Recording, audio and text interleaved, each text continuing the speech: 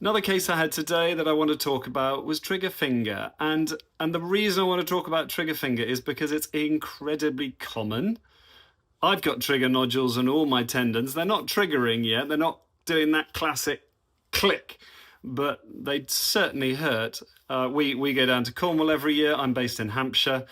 We go down to Cornwall every year, and I just know that if I'm driving on the motorway for 3.5, 4, 5 hours, I just know my trigger nodules are going to flare up. And the way I get it is pain across my knuckles here on the front. Sometimes I feel it on the back as well. But the patient I wanted to talk about today was a 45-year-old, which is young, to be fair, for triggering.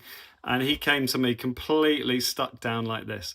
So he literally, he used to be able to open it up, but he can't open it up anymore. And he just said, look, it's too painful. I just put gloves on over the top of it.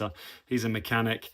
And I was like, why? How long's it been like that? And he said, oh, a couple of weeks, just cracked on really.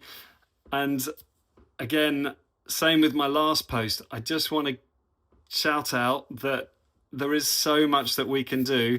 Within 2 minutes, I'd had some local anesthetic in here, completely painless, and just flipped his finger straight, added in some steroid under the skin, back to cured in the matter of 5 minutes.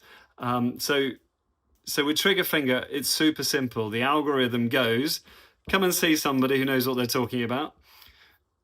If you've tried splints and everything else and it's just not getting better, then have a steroid injection. And all we do is just put it under the skin. You don't need to go through the tendon or into the sheath or anything like that. Don't get complicated on this, but we can just put it in. And I use pediatric needles, the teeny tiny ones, and just stick it under the skin. It's not sore. I use local anesthetic.